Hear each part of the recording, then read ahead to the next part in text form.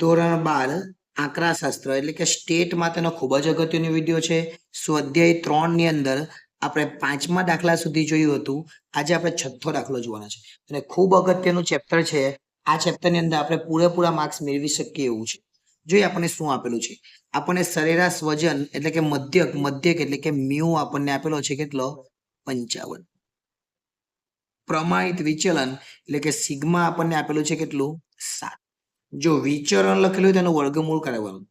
પહેલો દાખલો એવું કીધું છે 41 કિલોગ્રામ અને 62 કિલોગ્રામની વચ્ચે નું વજન ધરાવતા વ્યક્તિઓની સંખ્યા. ઉપર કુલ કેટલા વ્યક્તિઓ છે? 500 વ્યક્તિ છે. એટલે જે જવાબ આવશે એનો ગુણાકાર 500 સાથે કરીશું એટલે જવાબ આવી જાય. દાખલા નંબર 1 ની શરૂઆત કરીએ. એમાં પહેલા 41 આપેલું એને x1 કહેવાય. પછી આપણને 62 આપેલું એને x2 કહેવાય. એટલે x1 અને x2 આપી દીધું. એનો મતલબ કે આપણે z1 અને z2 શોધવાનું. x1 માઇનસ મ્યુ છેદમાં સિગ્મા અને z2 બરાબર x2 માઇનસ મ્યુ છેદમાં સિગ્મા. ચલો જોઈએ. x1 કેટલા? તો 41.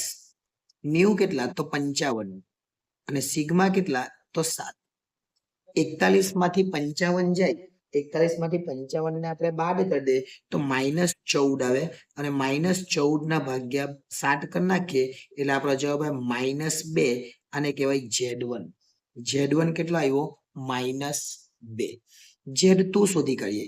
Z2 માં x2 આપેલા છે 62 અને મ્યુ કેટલા છે? તો 55 અને સિગ્મા 7 છે. 62 માંથી 55 ને બાદ કરવાનું. 62 માંથી 55 જાય તો 7 આવે અને 7 ના છેદમાં 7 છે જ તો જવાબ 1 આવે. એને Z2 કહેવાય. અને આ બંનેની વચ્ચેનું આપણને પૂછે. જો બંનેની વચ્ચે એટલે આપણે આકૃતિ દોરવાની આ રીતની. ખાસ ધ્યાન આપજો, બહુ અગત્યનું છે આ. વચ્ચે 0 આવે. ઓકે. -2 એટલે -2 આ બાજુ પર આવે અને +1 એટલે આ બાજુ પર આવે. ઓકે. હવે વચ્ચેનું એટલે આ પણ શોધવાનું છે અને આ પણ શોધવાનું છે. અને વચ્ચેનું કહેવાય. આને 2 થી 1 સુધીનું આપણે શોધવાનું છે. સૂત્ર કેવી રીતના લખવાના? ખાસ ધ્યાન આપજો. પહેલા P લખવાનો. આપણને 41 અને 62 બે પૂછેલું છે. જો 41 અને 62 એની બની વચ્ચેનું તો પહેલા લખવાના 41 less than x less than 62. લખી દીધું. બહુ ઈઝી છે. ખાસ ધ્યાન આપજો એટલે આવડી જ જશે તમને. અહીંયા P અહીંયા પહેલા કેટલા છે? 2 તો અહીં લખવાના -2 લખવાના. પછી કેટલા છે? 0 છે અને પછી 1 છે.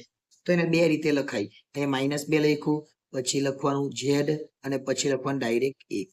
અને આવું નહીં લખવું હોય તો આવું પણ લખાય. પહેલા લખવાનું z લેસ ધેન આ પહેલા 2 લખવાના less than z less than 0 અને પછી વત્તા લખવાનું એટલે કે પહેલા 2 થી 0 સુધીનું અને પાછું લખવાનું હવે 0 થી 0 less than z less than 1. જો ફરીથી કહું 2 થી 1 એટલે 2 થી ડાયરેક્ટ 1 લખ્યું, પછી 2 થી 0 એટલે અહીંયાથી આટલું જ, ખાલી આટલું જ, અને પછી વત્તા કરી દેવાનું અહીંયાથી આટલું, અને ખરેખર વત્તા જ કરવા પડવાનું છે. એટલે વત્તા કરે તો જ તમારા દાખલાનો જવાબ આવે. એટલે પહેલા અહીંયાથી આટલું અને પછી અહીંયાથી આટલું. હવે આ 2 નું 0 માં જોવાનું. 2 નું 0 માં એટલે આપણી પાસે લોગ ટેબલ હોવું જોઈએ અને લોગ ટેબલની અંદર 2 નું 0 માં જોવાનું. કેમ કે 0 નું 2 માં તો નહીં જોવાય. 0 નું આ તો 0.02 છે. એટલે આપણે 2 નું 0 માં જોઈએ તો કેટલા આવે? 4772 આવે. એટલે લખવાનું 0.4772. અને 1 નું 0 માં જોવાનું. તો આ 1 ને 0 માં જોઈએ તો કેટલા? આ 0 છે. આ 1 નું આ 0 માં જોયું કહેવાય 3413. એટલે અહીંયા આવે 0.3413. આ આપણે પાછળથી શોધી લીધું અને આ જ શીખવું અગત્યનું છે. તો આ બંનેનો સરવાળો કરી દેવાનો. બંનેનો સરવાળો કરી એટલે 0.8185 એ આપણો જવાબ આવે. પણ આપણને તો વ્યક્તિઓની સંખ્યાનું અનુમાન પૂછેલું છે. વ્યક્તિઓની સંખ્યા પૂછેલી છે અને ખરેખર વ્યક્તિઓની કુલ સંખ્યા કેટલી આપેલી છે? 500 આપેલી છે. એટલે કુલ વ્યક્તિઓની સંખ્યા 500 છે. એટલે આપણે અહીંયા લખવાનું કે આ જે 41 થી 62 છે એમાં વ્યક્તિઓની સંખ્યા કેટલી? તો એ લખવાનું વ્યક્તિઓની સંખ્યા બરાબર ડાયરેક્ટ આપણે વ્યક્તિઓની સંખ્યા જ લખીએ. આગળનું બધું લખતા નથી. વ્યક્તિઓની સંખ્યા બરાબર ગુણાકાર કોની સાથે કરવાનો? તો 500 સાથે. એટલે n ગુણ્યા આ જે જવાબ આવ્યો હતો એટલે p -2 લેસ ધેન z. -2 ની લખો અને z ની લખો અને આ લખો હોય તો પણ લખાય 41 થી 62. એટલે આ પણ લખાય z લેસ ધેન 1. n કેટલા છે? તો અહીંયા હું લખી રહ્યો એટલે નીચેની જગ્યા બીજી વાર કામ લાગે. અહીંયા 500 ગુણ્યા 0.8185 0.8185 અને જવાબ આવશે આવડો આ બંનેનો ગુણાકાર કરી દે એટલે 409. એનો અર્થ શું થયો? 409. જો અહીંયા તે વિસ્તારમાં 41 થી 62 કિલોગ્રામની વચ્ચે વજન ધરાવતા વ્યક્તિઓની સંખ્યા, તે વ્યક્તિઓની સંખ્યા કેટલી હશે? 409 હશે, જે લોકોનું વજન 41 થી 62 ની વચ્ચે હશે. બીજો દાખલો જોઈએ. તે વિસ્તારમાં 41 કિલોગ્રામથી ઓછું વજન ધરાવતી 41 વાળો દાખલો આપણે કરેલો જ છે, તો પણ ફરી વાર કરી નાખવાનો. અહીંયા 2 લખવાના. અહીંયા આપણને શું કીધેલું છે? 41 થી ઓછું એટલે x લેસ ધેન 41 અને x બરાબર કેટલા કહેવાય? x બરાબર 41 કહેવાય. શોધી તો કાઢવાનું પાછું ભલે આપેલું હોય x માઇનસ મ્યુ છેદમાં સિગ્મા. 41 અહીંયા લખવાના. 41 લખી દીધા અને 41 લખી દીધા પછી મ્યુ કેટલા છે? તો મ્યુ આપણે દરેક વખતે લખેલા કેટલા? 55 અને સિગ્મા 7. એટલે અહીંયા લખવાના 55 અને સિગ્મા 7 એટલે -14/7 એટલે જવાબ -2 આવે. એટલે z બરાબર કેટલો? -2. જો બે વસ્તુ શોધવાનું z1 અને z2 અને એક જ આંકડો આપેલો હોય તો ખાલી z અને ફરીથી આ શોધી જ કરવાનું. હે, એવી ભૂલ નહીં કરવાની કે ઉપર શોધેલું તો નહીં શોધીએ, શોધી જ કરવાનું. અહીંયા હવે z ક્યાં આવે તે જોઈ લે. અહીંયા 0 આવે અને -2 છે એટલે -2 આ બાજુ પર આવે. આપણને શું પૂછેલું છે? આપણને ઓછું પૂછેલું છે. જો ઓછું એટલે આ બહારનું આવે, આને ઓછું કહેવાય.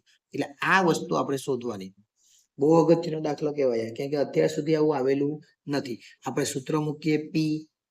શોધવાનું શું છે? લેસ ધેન છે એટલે પહેલા જે આપેલું છે તે લખી દે 41 વાળું અને પછી આ ઓછું શોધવાનું છે એટલે આ પેલા આખું કેટલું કહેવાય? 0.5 એટલે આખું લખી દેવાનું 0.5. અહીંયા માઇનસ ઇન્ફિનિટિવ ખબર ને, અહીંયા પ્લસ ઇન્ફિનિટિવ. ઓકે, 2 0 ને જોડી દે એટલે ઇન્ફિનિટિવ બની જાય. આ 0.5 આખું છે એમાંથી બાદ કરી નાખવાનું. કેટલું? 0 થી 2 વચ્ચે અથવા -2 થી 0 બી લખાય. એટલે પહેલા -2 લખવાનું કે 0 મોટા કહેવાય ને. -2 less than z less than 0. એનો મતલબ કે આખામાંથી આટલું બાદ કરી નાખે તમે, આટલું કેટલું કહેવાય? આ જે છે એને આટલો ભાગ 0.5 કહેવાય. એમાંથી આ ભાગ કાઢી નાખે. આ ભાગ આપણને શોધતા આવડે. આ ભાગ પાછળનો 2 નું 0 માં જો એટલે આવી જાય. એટલે આ ભાગ કાઢી નાખે તો આટલો મળી જાય. તો આપણને 0.5 છે. હવે 2 નું 0 માં તમે જોયું કેટલું? 47 72. ફરીથી તમને એકવાર બતાવી દઉં. 2 નું 0 માં કેટલું? તો 47 72. એટલે 0.5 માંથી આપણે 47 72 ને બાદ કરી નાખવાના. ચલો 47 72 ને બાદ કરી નાખવાના. એટલે 0.5 માંથી 47 72 ને બાદ કરીએ એટલે જવાબ આવે 0.0228. આ જવાબ નથી, કારણ કે આપણને તો વ્યક્તિઓની સંખ્યાનું અનુમાન કરવાનું કીધેલું છે. એટલે આપણે લખવાનું વ્યક્તિઓની સંખ્યા બરાબર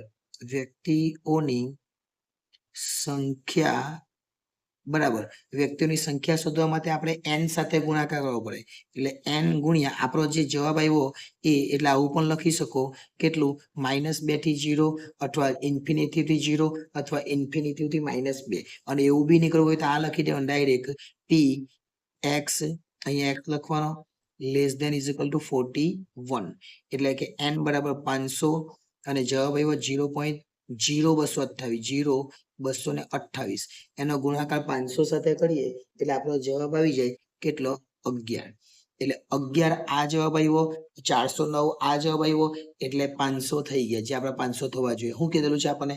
-2 થી આ બાજુનું બધું અહીંયા કે એ 409 હતું. એટલે એવું નથી કે એ રીતે જ થઈ. આ 420 થવાના, 500 નહીં થાય, 420. કેમ કે આટલું બાકી છે, હજુ આટલું બાકી છે. આપણે પહેલા શોધ્યું ખાલી અહીંયાથી 1 સુધીનું જો આટલું જ. પછી આપણે શોધ્યું આની બહારનું. એટલે આ રીતે ખૂબ જ સરળ રીતે આ દાખલો પણ થઈ જાય. જો દાખલો કેવી રીતના કરવાનો એ ફરીથી એકવાર જોઈ લેજો. આમાં 2 રકમ આપેલી છે, 41 ને 62, એટલે x1 અને x2. આમાં એક જ રકમ આપેલી છે, ફક્ત x શોધ્યું. જો 2 આપેલી તો x1 અને x2 શોધતે. પાછળ કેવી રીતના જોવાનું એ ખાસ ધ્યાન આપજો, જેથી કરીને દાખલો ગણવાની તમને મજા આવે અને તમે સરળતાથી શીખી શકો. હવે વિડીયો ગમ્યો હોય તો લાઈક કરજો, ચેનલને સબસ્ક્રાઇબ કરવાની બાકી હોય તો એ પણ કરી લેજો. આભાર.